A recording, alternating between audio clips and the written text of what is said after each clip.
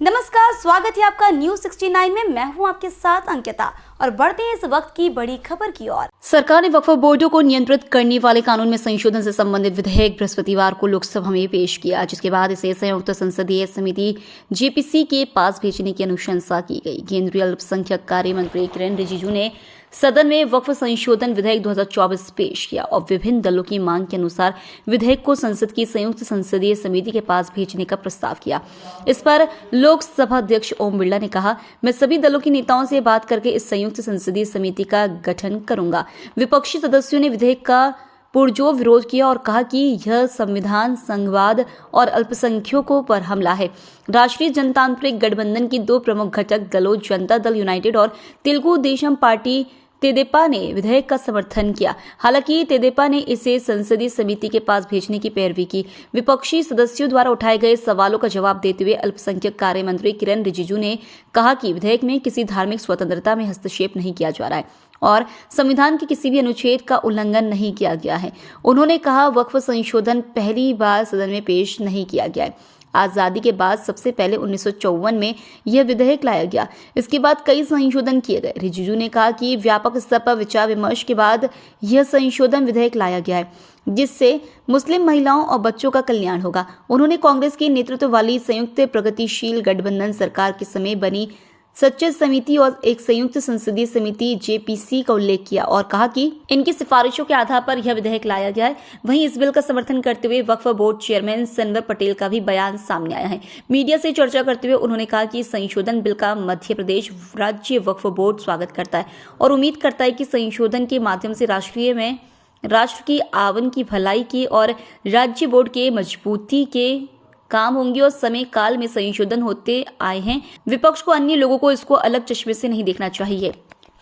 भोपाल से न्यूज 69 के लिए आदिल खान की रिपोर्ट। संशोधन बिल जो है सदन में पेश हुआ है, क्या कहेंगे आप? देखिए, इस संशोधन का मध्य प्रदेश राज्य वक्फ बोर्ड स्वागत करता है और उम्मीद करता है कि इस संशोधन के माध्यम से राष्ट्र हित में, राष्ट्र के आवाम की भलाई के और राज्य वक्फ बोर्डों के मजबूती के काम होंगे और समय काल परिस्थिति के हिसाब से आज से पहले भी ये एक्ट बदलते आए हैं, एक्ट में संशोधन होते आए हैं। उसी कड़ी में यह संशोधन है।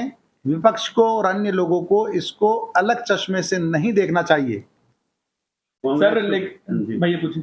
कांग्रेस के लोग तो कह रहे हैं कि सरकार का अब जो निशाना है वो निजी जमीनें हैं, जो धार्मिक संस्थाएं उनकी जमीनें हैं। इसके साथ साथ उन्होंने ये भी चीज कही है कि नए संशोधन विधेयक के अंदर ये चीज भी है कि वक्फ की कमेटी में एक हिंदू सदस्य को रखा जाए। ऐसे मुसलमान भी मांग करेंगे कि बहुसंख्यकों की कमेटी में उनको रखा जाए और अब ये भी है कि कलेक्टर से पूछ के वक्फ की जमीन पर काम करवाया जाएगा, तो ये भी गलत है।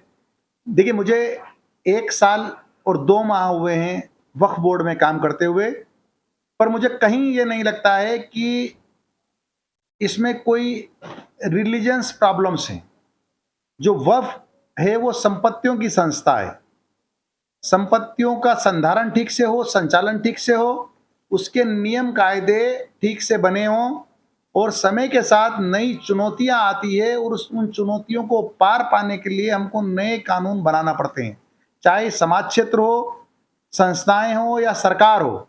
यहाँ तक कि संविधान में भी बाबा साहब ने अमेंडमेंट का विकल्प खुला रखा है।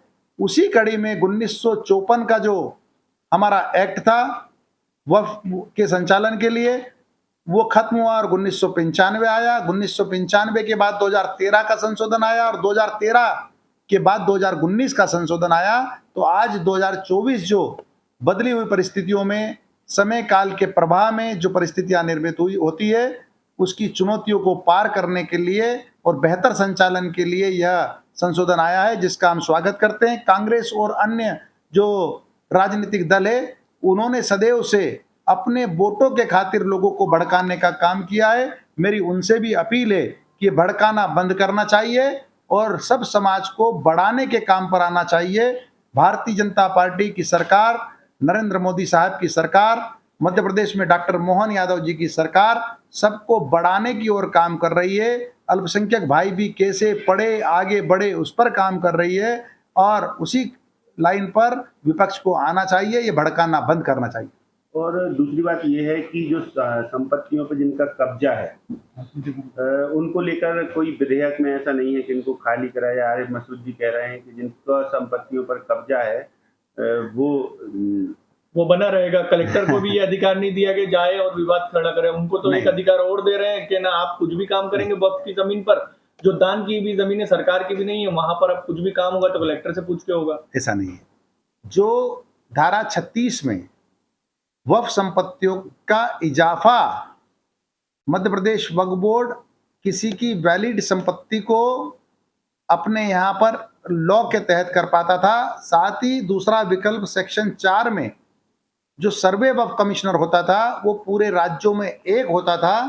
अब अगर इस जैसा जानकारी में आया है आपके माध्यम से कि उसको सभी कलेक्टर्स को दे दिया जाता है, तो मुझे लगता है कि काम में आसानी होगी। पहले एक पूरे राज्य में एक सर्वे कमिश्नर होता था, अब वो काम अगर 55 लोग करेंगे तो हमारे काम में जो देरी होती थी वो आसानी से हो पाएंगे और वक्फ की इसमें भलाई होगी।